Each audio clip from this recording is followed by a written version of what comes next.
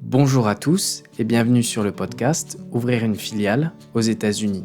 Dans cet épisode, nous aborderons le sujet du reporting financier de sa filiale américaine et les enjeux de ce dernier dans votre implantation aux USA. Je suis Nicolas Bernard-Masson et ce podcast vous est présenté par le bureau de représentation Invest de l'État de Pennsylvanie en France, Suisse et Belgique. Nous fournissons gratuitement un support aux PME et entreprises de taille intermédiaire francophones qui souhaitent s'implanter aux États-Unis. Pour nous contacter et retrouver tous nos dossiers thématiques gratuits, connectez-vous sur notre site internet www.ouvrirunefilialeauxétats-unis.info. L'invité du jour est Rémi Forja, France Country Practice Leader North America de RSM, Réseau mondial d'audit, expertise et conseil. Nous échangeons avec Rémi sur le fonctionnement du reporting financier d'une filiale américaine d'une société européenne qui se serait implantée aux États-Unis. Nous abordons aussi le sujet des enjeux du reporting financier et comment bien préparer son entreprise aux différences majeures entre les USA et l'Europe. Enfin, Rémi nous partagera ses bonnes pratiques à l'implantation aux États-Unis. Avant de lancer l'épisode, je vais vous laisser quelques secondes pour vous abonner au podcast. Car s'abonner, c'est nous aider à continuer notre action d'information gratuite et c'est vous aider vous-même à développer votre marché ou éviter des erreurs potentielles. Je vous donne encore 5 secondes pour le faire.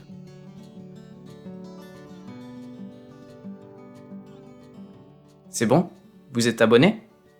Alors on est parti, je lance le jingle.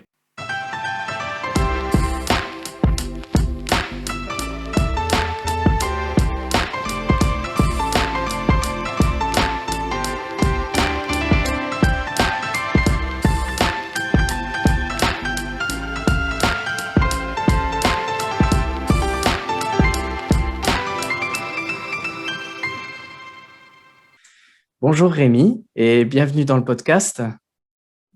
Bonjour Nicolas, merci de m'avoir avec vous aujourd'hui. Merci beaucoup d'avoir répondu à notre appel. Rémi, est-ce que vous pouvez vous présenter votre parcours, votre emploi actuel et puis présenter RSM également? Bien sûr.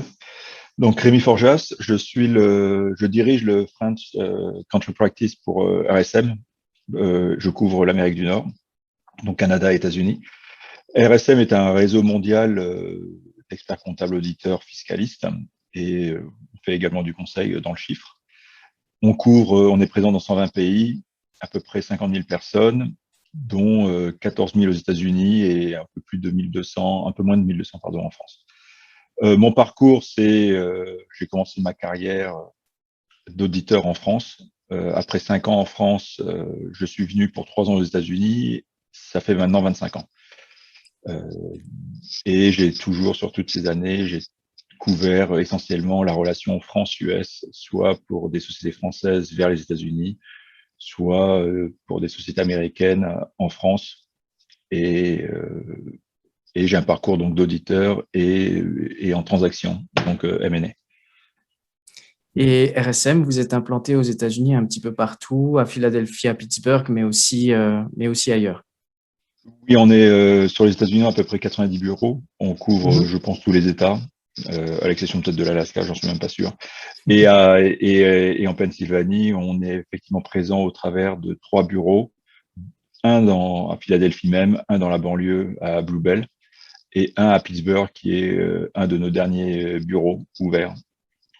Parce que pourquoi Pittsburgh et pourquoi maintenant? Enfin, pourquoi maintenant, j'en sais rien. Mais pourquoi Pittsburgh? Parce que c'est une ville en forte croissance, grosse activité dans les nouvelles technologies. Et on doit être là où nos clients sont présents ou potentiellement présents. Donc c'était une évidence d'ouvrir à Pittsburgh un bureau. D'accord. Du coup, Rémi, je vous ai convié pour qu'on puisse parler du reporting financier de sa filiale américaine, les différences entre le reporting en France ou en Europe et aux États-Unis.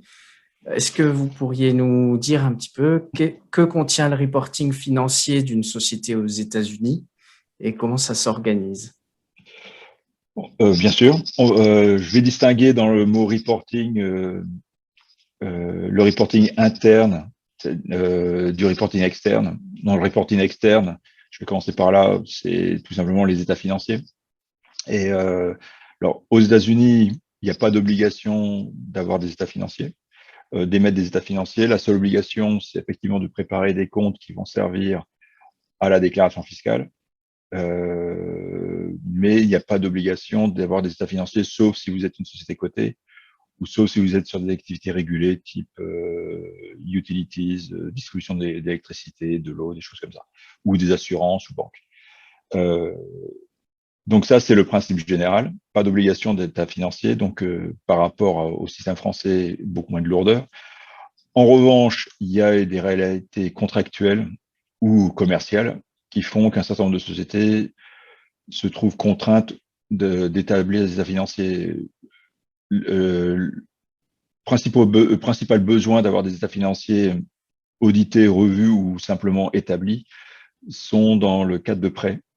Très souvent, les banques, lorsqu'elles font des prêts, demandent à ce que la société présente des comptes et les dépose de façon annuelle, enfin, ou les remette de façon annuelle. Généralement, et ça dépend de la taille du prêt, c'est soit à minima, il faut que les comptes soient revus par un expert comptable ou un auditeur, ou assez fréquemment audités. L'autre point où on peut avoir besoin d'états financiers pour la filiale locale, c'est pour les relations contractuelles. Par exemple, cas classique,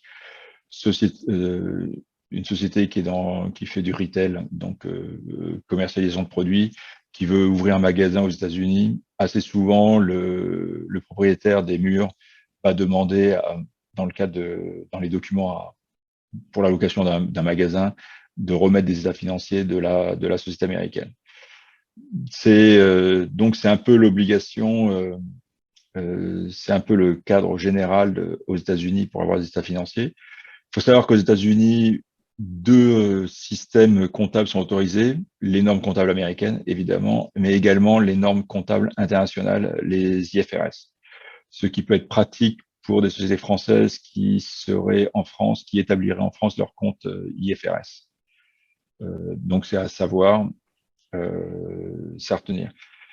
Vis-à-vis et donc les états financiers le contenu des états financiers aux États-Unis en normes IFRS ou en normes US GAAP, normes comptables américaines, c'est un bilan, un compte de résultat, un tableau de financement, de variation de trésorerie, un tableau de variation des capitaux propres et un certain nombre de pages d'annexes et de notes sur les principes comptables suivis, enfin, ou les normes comptables, principes comptables, les options et des détails de compte. Voilà. J'avais mentionné le reporting peut être interne. Et là, c'est quels sont les besoins de la maison mère pour la consolidation de la filiale dans ses comptes consolidés. Donc là, il y a beaucoup plus de flexibilité. Selon la taille des sociétés, on voit différents types de schémas. Il y a des sociétés assez grosses qui utilisent un système comptable consolidé, donc un logiciel soit du SAP quand c'est vraiment des très gros, soit du NetSuite, soit du Sage quand c'est des sociétés un peu plus petites qui permettent de consolider, soit dans des sociétés, je dirais pas plus autonomes, mais moins organisées ou moins intégrées. La filiale a son logiciel comptable local et établit une liasse de consolidation, généralement sous Excel, à partir des éléments de la comptabilité, pour la remonter dans les comptes consolidés de la maison mère, qui à partir de là, enfin, fait sa consolidation. Voilà en deux mots ce que je pouvais dire sur le contenu du reporting financier. Et du coup, comment on fait pour anticiper son installation aux États-Unis au niveau du reporting financier? Est-ce que on peut peut-être, est-ce qu'il faut anticiper par exemple le logiciel de comptabilité et son système, ou est-ce que c'est toujours possible de le faire via un Excel comme vous le disiez? Comment est-ce qu'on anticipe toutes ces différences de fonctionnement? Les, Je ne sais pas si c'est de l'anticipation en tant que telle ou de la préparation, parce Oui, qu'effectivement, le cadre est ce qu'il est, non, mais l'anticipation, elle est plus sur les attentes du marché, enfin, ou la réalité de ce qu'est un comptable aux États-Unis par rapport à ce qu'est un comptable en France. oui, Où effectivement, les profils sont similaires. En revanche, le contenu du travail sont assez différents et les attentes qu'on peut avoir d'un comptable en France et d'un comptable aux États-Unis sont assez différentes, surtout quand on rajoute 6000 km ou je ne sais pas quelle est la distance entre la France et les États-Unis, qui crée une autre barrière ou une autre complexité. Donc, on pourra peut-être en parler un peu plus en détail sur l'aspect humain et l'aspect réalité, réalité sur le terrain, de comment oui, on manage une équipe comptable aux États-Unis à partir de la France. Mais sur l'anticipation, je pense que ça dépend de la différence de la différence de taille des sociétés et les modèles de comment fonctionnent et également la taille de la filiale aux États-Unis et comment on l'a créée. Si on a créé, si on a créé la société ex nihilo, donc on commence assez petit, il n'y a pas d'obligation aux États-Unis, comme j'avais dit, il y a pas d'obligation d'établir des états financiers. Deux, il n'y a pas dans la loi un format de compte qu'il faut. Donc, il y a effectivement une obligation de tenir des états de tenir une comptabilité pour les obligations fiscales, mais il n'y a pas d'obligation d'un format quelconque pour les besoins internes. Donc, vis-à-vis d'une société qu'on crée ex nihilo, je pense qu'il faut être pragmatique, commencer par des solutions relativement peu onéreuses et, euh, et fiables et qui seront comprises par le marché. En deux mots, on peut utiliser, sans faire de publicité, mais le logiciel très connu ici, c'est QuickBooks, qui a deux avantages. Un, il est simple à utiliser pour des gens pas très experts. Et deux, on peut facilement exporter les résultats de QuickBooks sur Excel, donc pour les besoins de la France. Et il y a des solutions en ligne de QuickBooks qui font que, à partir de la France, on peut très bien suivre ce qui se passe dans ce logiciel. Il y a d'autres logiciels plus compliqués et autres, mais pour l'essentiel des besoins, pour l'essentiel des sociétés, c'est un logiciel qui fonctionne. Très bien. Ce dont on veut éviter, effectivement, c'est de faire peur avec des solutions très françaises. Trop souvent, on voit des sociétés françaises qui veulent imposer le logiciel français aux États-Unis alors qu'il n'est pas forcément adapté. Et il n'est pas adapté parce qu'il ne peut pas prélever de sales tax, tout au moins pas facilement. Pas adapté parce que la traduction est plus ou moins bonne. Pas adapté parce que les gens ne sont pas habitués à travailler sur un plan comptable français. Et, euh, et donc, ça crée des difficultés peut-être à l'embauche, où on a plus de mal d'intéresser quelqu'un si on lui dit qu'on utilise une solution très française, alors que la personne est habituée à travailler sur un environnement plus américain, ou source d'erreur également. Donc ça, c'est une solution quand on est si on crée ex nihilo sa société. Si on rachète une société, a priori, la société aura déjà son logiciel. Donc, il faut son logiciel de comptabilité. Donc, il faut regarder effectivement, et je pense que c'est un élément important, ce qui est comment l'interface, comment on peut interfacer ça avec éventuellement le logiciel français ou comment on peut exporter ça vers Excel pour rendre les choses plus simples. Euh, les Américains sont assez pragmatiques et assez souvent les solutions comptables qu'ils ont sont des solutions, je dirais pas frustes, mais en tout cas robustes et simples, donc vis-à-vis de la France, ce qui est important, c'est effectivement qu'on puisse l'exporter rapidement dans un logiciel, Excel ou autre, mais qui soit facile. Après, si la société, effectivement, si on parle de sociétés qui font des 50 millions, 100 millions de chiffre d'affaires ou plus, on peut avoir des solutions plus robustes et plus intégrées, mais on parle de sociétés effectivement un peu plus grosses avec plus de ressources. Et alors, je me mets dans dans les chaussures de quelqu'un qui veut s'implanter aux États-Unis, est-ce qu'il est recommandé de travailler avec des experts comptables spécialistes du marché américain en amont de l'implantation déjà pour bien préparer son setup américain? Ou est-ce que justement on peut déjà créer la filiale et commencer à regarder ça dans un deuxième temps? C'est Alors, il n'y a pas une seule solution, chacun est différent, ça dépend du niveau d'expérience. Mais je dirais que si la société, si on parle d'une société française qui, pas d'un NG ou pas, enfin pas d'un LVMH, mais une société, une ETI ou une PME française qui s'implante aux États-Unis et qui a pas forcément une équipe d'intégration, de développement à l'étranger, à l'export, il est certainement et qui, dans ses équipes, même actuelles, n'a personne qui a travaillé aux États-Unis déjà, il est fort recommandé de faire appel à des gens qui connaissent les États-Unis avant même de commencer à exécuter. Euh, Pourquoi? Déjà au niveau du choix de la société, de la forme de société, par exemple, en fonction du choix de la société, les conséquences fiscales sont pas forcément les mêmes. Donc, une fois qu'elle est créée, enfin, on peut toujours en recréer une autre, mais c'est un peu bête. Donc, pour anticiper, moi, j'assiste régulièrement à des sociétés françaises, des sociétés qui font 15-20 millions d'euros en France sur leurs projets aux États-Unis.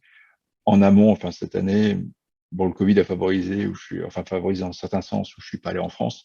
Donc, ça a été fait par visio. Mais effectivement, aider des sociétés à regarder leurs projets, quel type de société ils vont mettre aux États-Unis. Donc, après, travailler avec des avocats pour effectivement exécuter la chose, mais aux États-Unis, on peut enregistrer une société dans le Delaware ou dans un État. Les conséquences fiscales sont pas les mêmes. Également, aider ou est-ce qu'on envoie un expatrié, sous quel format, donc ça, c'est des services également qu'on apporte. L'aide à l'expatriation sur les aspects fiscaux et couverture médicale et sociale et quels sont le coût pour la société mère, le coût pour la personne, où est-ce qu'il faut mieux positionner, garder le régime français, basculer sur un régime américain. Donc ça, ce sont des questions qu'il faut mieux couvrir avant et, euh, et ça peut prendre du temps. Après, anticiper, est-ce qu'on a besoin de choisir le logiciel comptable 6 mois avant l'installation? Je ne suis pas certain, mais en revanche, sur les grandes questions de que veut-on faire aux États-Unis, comment veut-on le faire, et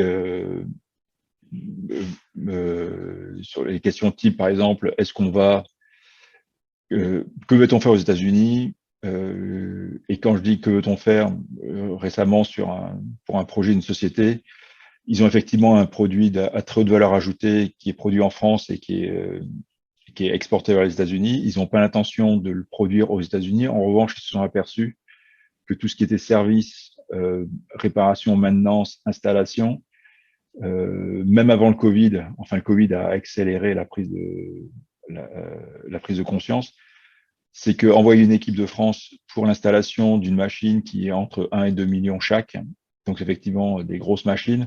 Donc l'installation, c'est pas simplement un bouclette qu'on ouvre et avec 2 tournevis. Ça nécessitait effectivement des techniciens qui étaient sur place 2-3 semaines pour faire l'installation. Ils se sont aperçus de deux choses, ou quand la machine est en panne, ou qu'il y a un besoin de maintenance. C'est des machines qui sont sur des lignes de production, donc s'il faut l'arrêter, la ligne de production est arrêtée. Donc évidemment, il y a un coût d'opportunité important pour le client à limiter le temps d'arrêt de cette chaîne de production. Donc envoyer quelqu'un de France pour 2-3 semaines, c'est plus lourd que d'envoyer quelqu'un qui prend son avion, qui peut y aller pour 2 jours, repartir, etc. Alors, le Covid a accéléré cette prise de conscience où effectivement, pendant un certain temps, les gens n'ont pas pu se déplacer aux États-Unis. Après, ils ont obtenu des visas temporaires type NIE ou autres qui permettent par exception de se déplacer. Mais ça a été compliqué. Donc, en fait, dans le schéma évoqué là, on a une société française qui continuera à exporter l'équipement, mais qui met en place une filiale de service qui à l'intérieur aura un technicien au début, mais qui en aura plusieurs, qui aura deux fonctions. Un, trouver de nouveaux clients, et deux, aider à l'installation, aider au service. Donc là, derrière, il y a des questions effectivement fiscales, de prix de transfert, de comment la société va faire son argent, la filiale aux États-Unis. Donc ça, c'est des questions qu'il faut se poser en amont, sans mettre tous les chiffres et sans mettre avoir toutes les réponses. Une partie des réponses vont être effectivement après le lancement, mais ce sont des questions qu'il faut effectivement lister. Et c'est très difficile pour ce qu'on ne sait pas, on ne le connaît pas. Donc, en fait, c'est très difficile pour quelqu'un qui ne connaît rien à la réalité du marché américain de se poser toutes les bonnes questions. On aura certaines, on peut faire confiance au génie français pour trouver un certain nombre de questions, mais il y a quand même une réalité et une complexité qui fait qu'il est préférable effectivement de s'entourer plutôt que plus tard de gens qui connaissent le marché américain et les différences entre le marché français et américain. Et d'anticipation, comment réagit le marché. Voilà. Ça serait mon conseil, de ne pas attendre d'être sur place pour se dire, tiens, j'ai besoin d'une comptabilité aujourd'hui. Au-delà de la différence entre le reporting de la filiale, le reporting en France, vous aviez aussi évoqué la différence au niveau du comptable en lui-même, de la façon dont il pense, un comptable américain versus un comptable français. Est-ce que vous pourriez un petit peu développer ce sujet-là également?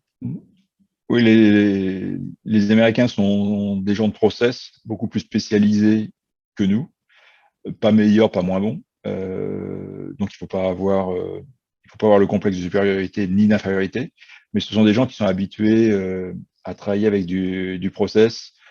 Donc il y a peu de chances d'arriver à recruter quelqu'un qui va faire les comptes clients et les comptes fournisseurs et la paye. C'est pas leur profil. Donc là où on aurait une personne en France ou une personne et demie, si on peut couper une personne en deux, aux États-Unis, on aura plutôt deux personnes, voire trois, qui seront peut-être pas surchargés, mais c'est des gens qui sont habitués effectivement à du process. Également, quand on dit process, ça veut dire avoir un environnement assez bien normé et standardisé et écrit. Donc, quand on est une société type PME qui décide d'ouvrir des opérations aux États-Unis, il est difficile d'avoir une structure ou une infrastructure aux États-Unis lourde.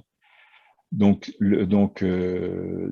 gérer à distance des gens qui ont une culture différente peut conduire à des difficultés de communication, à des difficultés d'attente, à des frustrations des deux côtés, qui se traduit généralement, surtout aux États-Unis, par les gens quittent le turnover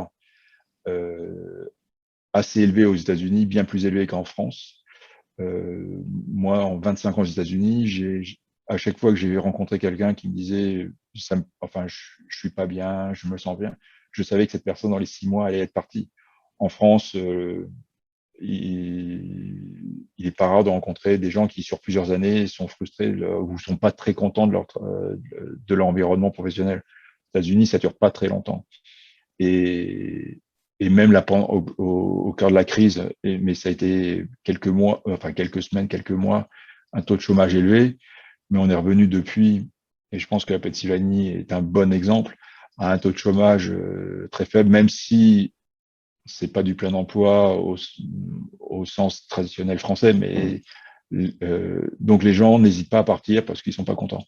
Et également, l'autre grosse différence, notamment au niveau des PME, et c'est très clair quand on achète une société aux États-Unis, on passe d'un environnement où vous avez une équipe comptable qui a l'habitude d'être en direct avec la direction générale de la société, voire les propriétaires de la société, qui sont le bureau d'à côté, donc avec un reporting très informel, culturellement très commun, enfin, proximité culturelle. Également, les propriétaires, connaissant leur business, ils ont moins besoin d'un reporting pour savoir ce qui se passe dans la société. Il suffit qu'ils aillent dans l'usine, il suffit qu'ils parlent à leurs clients, ils vont savoir, il suffit qu'ils regardent leur relevé bancaire à la fin du mois, ils savent à peu près comment va leur business. Quand on se retrouve quand on achète une société, effectivement, l'équipe comptable américaine va se retrouver un peu perdue parce que maintenant les propriétaires sont à quelques milliers de kilomètres, euh, avec un environnement culturel très différent, des attentes très différentes, et également, chose très pratique, on se retrouve avec des obligations de clôture des comptes et un calendrier qui n'a rien à voir avec celui auquel ils étaient certainement exposés avant. De façon générale et pour les raisons que j'ai évoquées, assez souvent les propriétaires ou les dirigeants d'une société n'ont pas besoin d'avoir une clôture très stricte des comptes tous les mois. Ils ont besoin effectivement d'avoir une vision, un dashboard, où est-ce qu'ils en sont, mais le niveau des commandes, le niveau des livraisons, des choses comme ça, moins d'avoir une comptabilité stricte, clôturée. Quand on se retrouve quand on a 6000 km et qu'on a une filiale aux États-Unis, il est important de savoir la performance. Donc, on ne peut pas se permettre d'attendre une fois par an la remontée des comptes pour les besoins de la fiscalité. C'est souvent plutôt trimestriel. Et donc, on se retrouve avec des gens qui n'ont pas l'habitude de clôturer des comptes régulièrement et vite. Et donc, tout ça, ça fait un environnement et un choc culturel des deux côtés qu'il faut gérer. Et donc là également, importance, à mon sens, de travailler à un expert comptable local, mais qui comprend la France, et qui permet de faire le lien. Alors, il faut bien positionner la charge de travail, euh, euh, parce que sinon ça peut devenir cher. Bon, là, je me tire une balle dans le pied de dire ça, mais il faut quand même bien positionner ce qu'on attend de son expert comptable franco-américain et des équipes locales. Mais je pense qu'il est important d'avoir ce lien qui permettra de simplifier la communication. Euh, euh, Également, une autre solution que j'ai vue, alors ça dépend de la taille des sociétés, mais d'envoyer un expatrié sur place pendant 2-3 ans, c'est un bon investissement. Ça permet de faire du lien entre la maison mère et la filiale. Ça permet d'enlever un peu de cette distance des 6000 km parce que quand vous êtes sur le terrain et que vous vivez 24 sur 24, forcément vous apprenez un petit peu plus ce qu'est les États-Unis, mais eux également ils apprennent ce qu'est la France parce qu'ils ont un Français en face d'eux et au lieu d'avoir des emails qui s'échangent et du fait du décalage horaire, c'est plus compliqué d'avoir des conversations. Vous avez une communication qui est plus fluide, une communication qui est meilleure et certainement des frustrations moindres. Est-ce que vous avez des exemples où le reporting ou alors la relation a pu causer quelques soucis en tête, sans forcément nommer les sociétés, ou est-ce que vous avez un petit peu un retour d'expérience là-dessus? Est-ce qu'il y a eu des gros échecs qu'on pourrait prendre en exemple? Il y a des gros échecs qui sont essentiellement liés à la frustration, parce que à la fin, la comptabilité et débit crédit en France, c'est aussi du débit Oui. crédit aux États-Unis, donc et la performance, les attentes sur la performance sont pas très différentes, donc c'est souvent lié à la frustration, lié à la méconnaissance des systèmes. Souvent, L'interculturel aussi. l'interculturel Oui. est fondamental. Également, vouloir imposer une solution centralisée française qui fonctionne pas là. Récemment, alors c'est pas uniquement du reporting, mais quand même, j'ai une société française euh, qui, qui, qui avait l'intention de gérer la CES tax à partir de la France. Et c'était pas un de nos clients. Et parce que ça marchait pas, en fait, ils nous ont contactés. Et en fait, quand on leur a expliqué qu'il y avait la sales tax, c'est pas comme la TVA en France. Les taux varient. Il y a 50 États, donc 50 régimes de sales tax sur les assiettes. Quelles sont les activités soumises à sales tax? C'est pas les mêmes dans les 50 États. Que les taux varient par comté, donc vous rajoutez encore une autre couche. Et, et là, ça a été ça les a un peu éclairés, mais même si ça paraît tout bête, mais jusqu'à temps qu'on leur en parle, même la filiale américaine leur avait pas su leur expliciter. Ils voyaient bien que ça marchait pas, ils voyaient bien qu'il y avait des problèmes, mais personne n'a réussi à se mettre autour de la table et à comprendre l'enjeu. Parce qu'en fait, la traduction était sur du Google Translate ou des choses comme ça. Son sales tax, ça te donnait de la TVA. Et donc, pour un Français, TVA,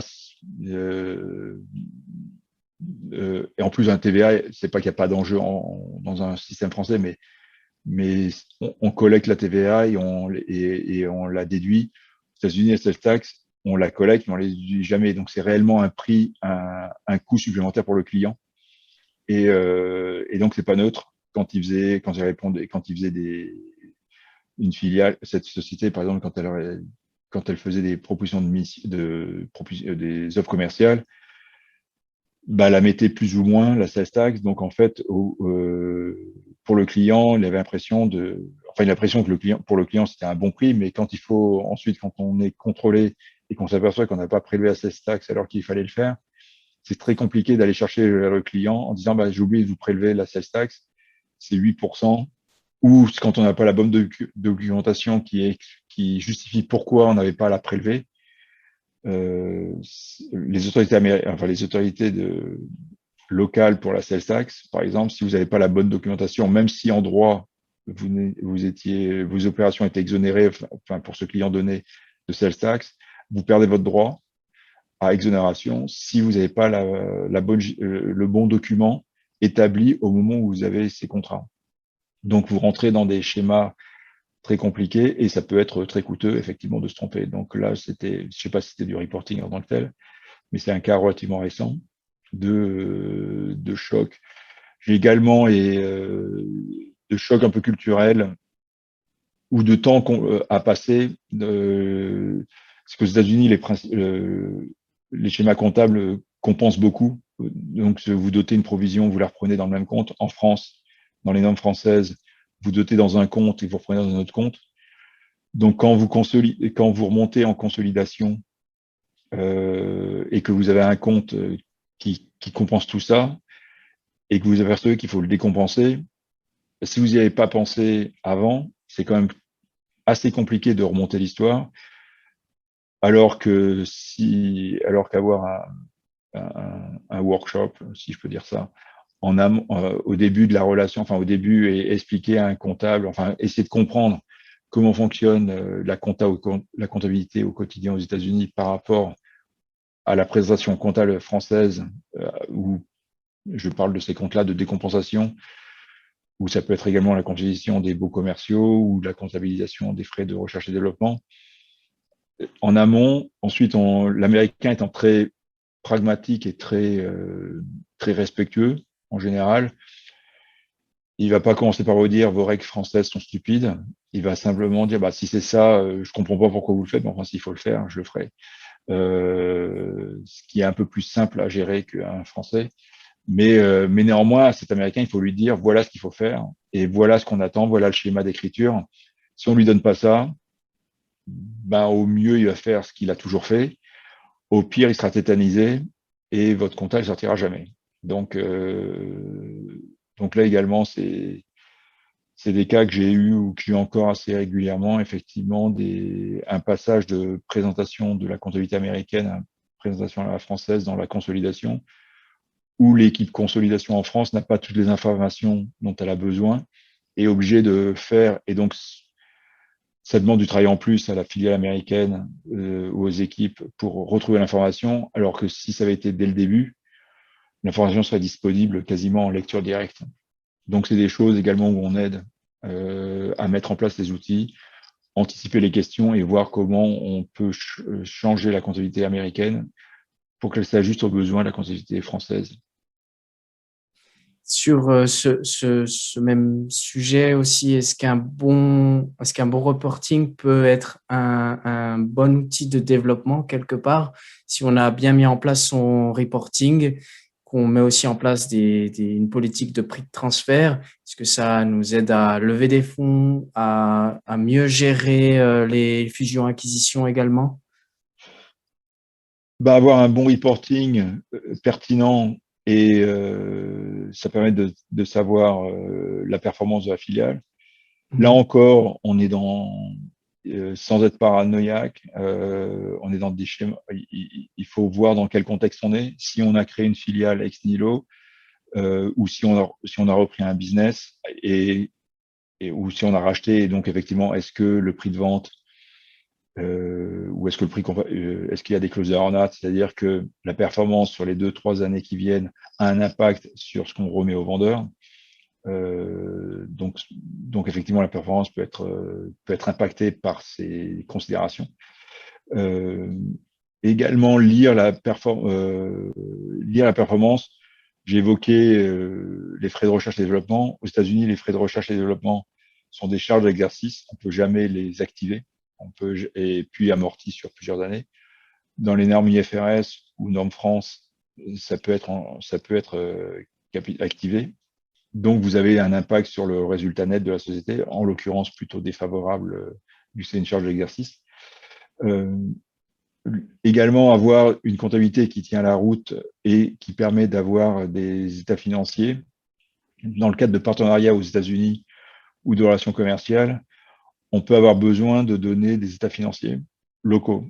J'ai le cas de sociétés, dans le cas de baux commerciaux ou le cas de prêts, ou même le cas de quand vous travaillez avec des gens comme Boeing. Alors, vous n'avez pas besoin d'être une énorme société pour travailler avec des gens comme Boeing ou pour travailler avec des fournisseurs de Boeing.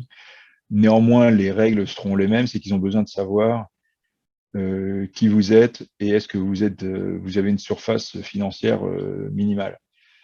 Donc, pour ça, il faut être à même de pouvoir donner des états financiers qui tiennent la route. Alors, parfois, vous pouvez vous en sortir en disant j'ai des états financiers consolidés uniquement.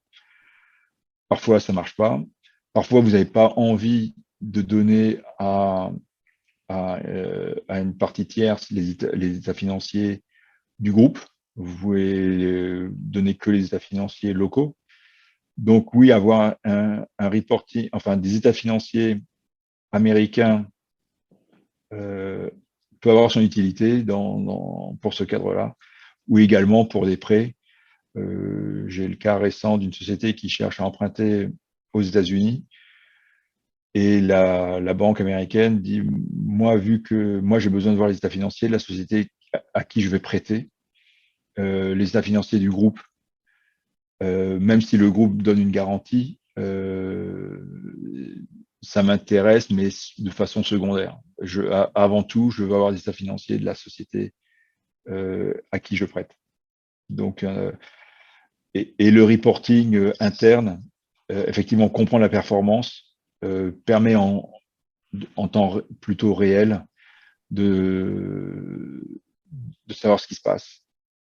Parce qu'il faut tenir compte de la distance. Quand on est la Pennsylvanie, c'est quand même 6 heures de décalage horaire. On a vu avec le Covid que c'est pas aussi simple que ça de prendre son avion. Même si il y a encore 2 ans, on pensait que c'est un saut de puce. Alors Philadelphie, je pense qu'il y a des vols directs Paris-Philadelphie. Je ne sais pas s'il y a des vols directs Paris-Pittsburgh, je ne pense pas. Lyon-Philadelphie, je ne pense pas que ça existe. J'avais un client j'ai toujours d'ailleurs un client qui a acheté une société dans le Midwest et le groupe qui a acheté n'est pas basé à Paris. Donc la personne m'a expliqué que pour venir visiter la filiale, ça lui prenait 17 heures entre le moment où elle quittait sa maison et le moment où elle arrivait dans la filiale. C'était 17 heures entre aller de chez elle à la gare, prendre le TGV, aller à Charles de Gaulle, prendre son avion, changer d'avion parce que là où il était, c'était pas un direct il n'y avait pas de vol direct avec Paris. Et néanmoins, elle me disait, c'était le directeur financier de ce groupe, j'ai rapidement compris que si je n'allais pas sur place, rien ne se passerait et que la communication par email est très très compliquée, même si on parle bien anglais ou américain, parce que la manière dont les Américains disent des choses, c'est pas de la même manière. Enfin, l'Américain ouvre toujours son email en disant comment vous allez ou j'espère que vous avez une bonne journée. Pour un Français, ça saute pas aux yeux de commencer un email par dire j'espère que vous avez passé un bon week-end ou chose comme ça. Mais on peut dire que c'est de la superficialité américaine. Néanmoins, ça fait partie des règles de politesse et donc un Américain peut en prendre ombrage, alors même qu'on n'a aucune volonté d'être insultant ou autre. Simplement, on n'y pense pas ou on peut utiliser ce que je vois souvent. L'anglais n'a pas notre langue. On peut avoir des formulations à l'écrit qui sont plus brusques que les formulations qu'un Américain mettra, enfin, ou que même nous mettrions quand on écrit dans un email en français. Mais l'Américain, il ne le sait pas. Donc, il va pas forcément anticiper que, ah oui, mais là, la personne me parle de façon un peu brusque, mais parce que simplement, l'anglais, c'est la deuxième langue. Elle va pas le penser. Donc, elle va prendre en pleine tête le fait qu'on peut être un peu brusque. Sans parler des faux amis, type eventually, qui eventually en France n'a pas du tout le même sens qu'aux États-Unis. Donc là également, si on a donc c'est tout un ensemble de choses. Bref, cette personne avait considéré que ces 17 heures aller, 17 heures retour, donc 34 heures pour venir, valait l'investissement plutôt que par email. Ça, c'était avant Covid. Et même les visioconférences étaient donc tous les trimestres, au début en tout cas, cette personne se déplaçait pour passer une semaine dans la filiale. C'était une acquisition pour voir le directeur financier ou le directeur comptable, pour rencontrer les équipes, pour qu'ils se connaissent. Ne serait-ce que dîner ou prendre un verre en fin de journée, ça permet de détendre. Et après, elle allait se passer. Elle venait une fois tous les 6 mois. Après, bref, il faut créer ce lien. Oui.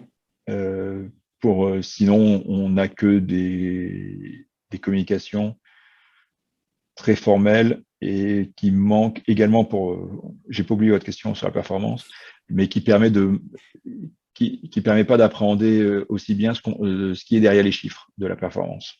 J'aimerais passer sur le mot de la fin. Est-ce que vous auriez quelques conseils pratiques ou un dernier conseil pratique supplémentaire à donner aux sociétés francophones qui regardent le marché américain et qui souhaitent s'y implanter? J'essaie de ne pas être trop arrogant, je ne vais pas essayer d'être trop français, mais les États-Unis, effectivement, n'ont rien à voir avec ce qu'on voit à la télé sur les séries américaines ou les films, mais ce n'est pas non plus différent. Mais et aller aux États-Unis, le pays est tellement vaste. Alors je dis pas qu'il faut pas se préparer pour les autres pays quand on va à l'étranger. Néanmoins, les États-Unis, ce sera un des rares pays où si on se plante, ça peut risquer la vie du groupe. Si on investit en Pologne, en Italie ou en Suède, il y a peu de chances que même si l'investissement rate, ça mette la vie du groupe en danger. En revanche, les États-Unis étant un pays tellement vaste, bien établir son projet, si on se plante et si on a englouti trop de ressources, ça peut être. Là, récemment, je viens d'aider une société française qui doit faire dans les 10-15 millions d'euros de chiffre d'affaires et achète une société qui a à peu près sa taille. Donc, effectivement, donc l'accompagnement est important. Donc, effectivement, du stress. Donc, tout se prépare. C'est un pays de droit. Donc, c'est pas le Far West. C'est un pays où on peut comprendre les codes, mais c'est pas la France et il y a de la distance et le pays est immense, donc il faut bien se préparer, s'entourer, ne pas hésiter à poser des questions à des gens qui sont déjà passés par là. Est votre œuvre de partage d'informations, je pense que c'est très utile. Je conseille aux gens de regarder les autres épisodes, pas simplement celui de RSM, mais parce qu'effectivement il y a du vécu et il faut utiliser effectivement l'expérience des autres. Super, merci beaucoup. Merci beaucoup Rémi. Merci d'avoir participé à cet épisode du podcast. Vous êtes peut-être sur LinkedIn. Je partagerai éventuellement les coordonnées de contact de RSM ou les vôtres. Les miennes avec LinkedIn également, les coordonnées email et téléphone. Et, je suis oui, les gens. Oui. Ouais, comme ça, les gens pourront vous joindre directement s'ils ont des questions supplémentaires ou s'ils ont des besoins sur la partie comptable aux États-Unis. Voilà. Merci beaucoup, Rémi. Je vous remercie. J'espère que c'était utile. Oui, très utile. Très utile. Merci infiniment pour l'expertise et je vous dis à bientôt. À très bientôt. Au revoir, Nicolas. Au revoir.